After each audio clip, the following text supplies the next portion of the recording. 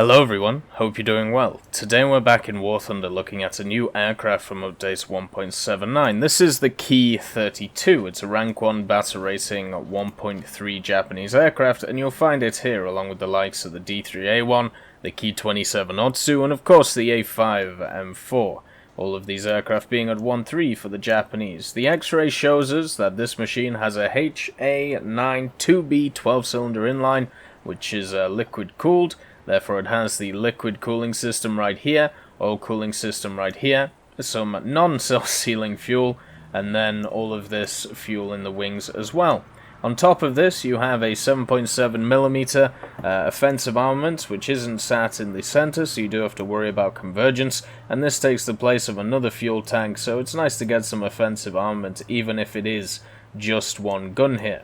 Now, the fuel tanks, also behind the pilot, are non-self-sealing, so no self-sealing on this aircraft at all. Once your fuel gets hit, it's gonna run. The next thing is you do actually have a defensive gunner here. He has a 7.7mm Type 89. To me, when I first looked at this, I thought it was a double-barreled gun, and it still does look like a double-barreled gun even on this. So, at least you get 2 shots for your buck there, meaning that you're going to be at least a little bit more defensive minded when it comes to it. Everything else on the X-ray, if you find the bombs, you find them right here at the bottom. You have 2 sets of loadouts for the bombs. Since it's a light bomber, this is the important part. You have 950s, so you have 4 on the outside, and then you have 5 on an internal bomb bay, which is right here. And then, of course, you have the 4 100s. Now, the internal bomb bay is not used when you have the 4 100s, so these drop in sequences of 2. So just be careful with that when you're playing realistic. Now, the reason you take 4 100s over 950s is that the explosive mass is 46 kilos, so overall it's around about 200. With the 4 100s, if you look at the 950s, you get 20, so it's 20 times 9, that's 180, so you get more explosive mass if you run the 100 kilos instead of the 50s. So if you're hitting bases, then obviously this is what you go for. If you're incredibly accurate, then you use the 50s to kill ground targets. When it comes to the ammunition on the 7.7 Type 89, you only have 135 rounds, so you're not going to be carrying games in it, but at least it gives you a little bit of something to be able to play with. Modifications wise, if we look at this aircraft, the main thing to get is this 10 in mod 24. Once you get the 4 100s, it makes it easier to grind out this aircraft. Because this aircraft doesn't have a lot of punching power with its bombs, offensive armaments, you need all the help you can get. So offensive 7mm, and then 10 in mod 24.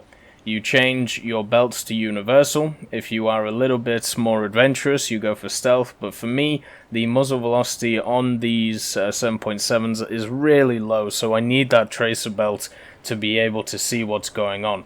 So universal, and then either stealth, stay away from tracers, and default. The turret 7.7mm, the default is okay, but the APT or the armored is where to go. If you want more pushing power, you obviously use the armored. If you want to see stuff better, then you use the tracer belt. I would personally say use the ammunition belt for the AP shells, the armored one, just because you get more bang for your buck, and you have only 270 rounds, so you've got to make them count in these scenarios. When it comes to the vehicle upgrades, for me they haven't really made that much of a difference. This aircraft is much more of a turner instead of a burner, so therefore you have to focus on that instead of focusing on turning around stuff. So that's where you have to go with this thing. The main things is bombs, guns, and then get the performance upgrades once you have those stacked up. And it doesn't really matter which ones you get. When we look at armor, there is absolutely no armor protection on this vehicle, so once you hit, you hit. And if you are trying to aim for this vehicle, aim for it anywhere. If you have more than one 7.7, you're going to do insane damage to it. If you want a proper place, I suppose, to aim for the engine. So aim straight through, killing the gunner, and then hitting the fuel tanks and the engine. If you don't, if you have more than 177, just hit anywhere and you'll annihilate this thing. Just remember that the gunner can't see down on this thing, so always approach from the bottom of it as well, so that's something to think about it, it also has a non-retractable gear, meaning that air drag is made even worse for this quite slow aircraft. It doesn't have any camouflages, it doesn't have anything like that, so the main thing that this is going to be used for is in ground realistic, because if you're in air, then you're going to use some of the heavy stuff. So the Ki-21 or the H6K, they're just much better. The reason why, in my opinion, this Ki-32 has annoyed me so much is now we have 1, 2, 3, 4, 5 aircraft which I deem as useless before we get to one which is even remotely good. And back in the day, all of these aircraft apart from the B5 didn't exist. So it was easy to get to the B7A2. It felt nice once you got it. It has a really good torpedo, has really good 20s, can actually turn fight if required. But all of these are just supportive, terrible bombers. And then the B5 has always been pretty bad, but at least it gets an 800 kilo. Now we have the Ki-32, which doesn't even get a good bomb load. So it's kind of infuriating in a way. But yeah, it has no camouflages. The only place you could really use it is in ground realistic, and that's when you have to make a value judgment on if it's better than this. This gets a 250 kilo when it's fully maxed out. So, as I said, it also looks sweeter. It gets way more ammunition. I don't know why you would take this over this. Like, it just beggars belief to me. But anyway, yeah, you can run it with a 1.3 lineup. The 1.3 lineup's pretty solid. You can take out the Kami and add in the Ki-Ni if you want to, right here. And overall, just have a little bit of fun at lower tiers now that these guys have a decent reload on them. Overall, though, this aircraft is probably the least interesting out of the new aircraft, but it's still an aircraft and still requires its own video. We're going to go into the historical information on this aircraft, and then we'll get into some gameplay. The Kawasaki Ki-32 was a single-engine light bomber which was seen as superior to some of its contemporaries at the time, such as the Ferry Battle. Now, if you don't know about the Ferry Battle, I would definitely say go and have a look at it. Hopefully one day it will come to the game, but let's just say it wasn't something which had a great battle record. It basically got thrown against the German forces in 1940, and the squadrons which used it, well, pretty much got annihilated. So, anyway, yeah, go and have a look at that aircraft. It isn't a great starting point compared to the Ki-32, but the Ki-32 itself benefited greatly from operating against limited aerial opposition over China, unlike the Ferry Battle, and this was during the Sino-Japanese War. So the Ki-32, where it came from, it was one of the two aircraft which were developed to replace the Kawasaki Ki-3, alongside the Mitsubishi Ki-30. The Mitsubishi produced a radial engine aircraft. Kawasaki decided to use their own HA92 12-cylinder liquid-cooled engine, which was a new design that would cause significant delays in the development of the Ki-32, unfortunately.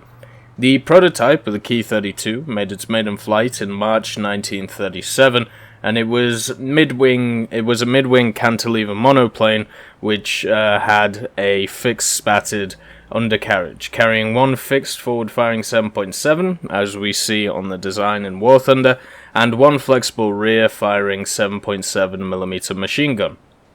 Engine problems meant that although the Ki-32 performed better in trials than the Ki-30, it was Mitsubishi who were actually awarded the first production contract, and the Ki-30 entered production as the Type 97 light bomber. So, that is something to look forward to in the future. We don't actually have the Ki-30 or its actual, name, the Type 97. Wouldn't it be lovely to get another one of these not very useful Japanese light bombers? Kawasaki didn't have to wait too long though, because their own production contract came along, and the Ki-32 entered service as the Army Type 98 single-engine light bomber. A total of 846 of them were built, which is quite impressive, between 1938, July of that year, to May 1940. And the aircraft saw service against the Chinese during the Second Sino-Japanese War, and also the Ki-32 was also used during the Japanese attack on Hong Kong in December 1941. One of the issues with the Ki-32, though, if you compare it to its contemporaries around 1941, let's just say it was undergunned, underpowered, and didn't have a lot of bomb load to go along with it. Therefore, by the point of it attacking or being used in the attack on Hong Kong, it was withdrawn from frontline service and allocated to training units. Another interesting little tidbit about it, though, was that it was the last army bomber to use a liquid-cooled engine, which proved vulnerable to battle damage, which is obviously a bit of an issue. But overall, what you're getting out of this plane is a decent light bomber, which was great if the opposition didn't have any aircraft. The issue with the majority of people you're going to go up against, especially in War Thunder, is that they're going to have aircraft. Let's get into some gameplay. The Ki-32 follows along in the footsteps of stuff like the D4Y as surplus to requirements when it comes to War Thunder. Unfortunately, with a lot of these light Japanese bombers, they don't really have a place in the game yet. In Enduring Confrontation, they have a little bit of a part, but there are still better options out there, such as the Ki-21. So I'm hoping at some point, whether it's in World War mode, whether it's in another mode, these type of aircraft do come to the foray and actually have a place. Because right now what we have is a single-engined, very light bomber, which has 100 kilos, so at most you're going to be able to kill two tanks. And when it comes to the 50 kilos, you can kill at most seven vehicles if you are incredibly accurate.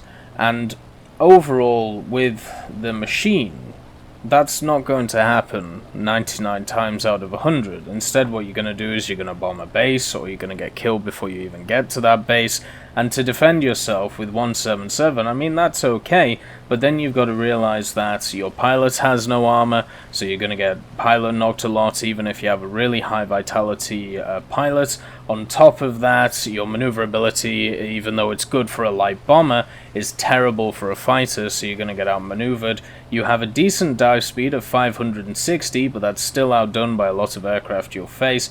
And on top of this, your turret can't aim down. So if the enemy knows anything about your aircraft, you are screwed from the beginning, which is incredibly sad to see. Overall, all I see is an aircraft which is another stopgap in front of the B-7. And I understand the historical context of machines like this for the Japanese, how they were used, and why they were created, but in a game like War Thunder, they do not have a space. There is nothing here which screams out to me as this was a necessary addition. Now, I am definitely a person of the ilk that if it flew, if it was built, I would love to see it in game. So it is nice from this fact to see the Ki-32, but by this point, with the B5, the 3D4s, and the other 1.3 Japanese light bomber, the D3A1, my question is, isn't there better things to be working on now than another very substandard Japanese light bomber, especially when there are just so many better options out there? Overall, this thing was a little bit of a pain to grind, just because it is hard to use, and overall I didn't have fun flying it because there is no interesting characteristics, and I always feel like I'm flying at a disadvantage. I hope you all have a wonderful day, and I'll see you next time.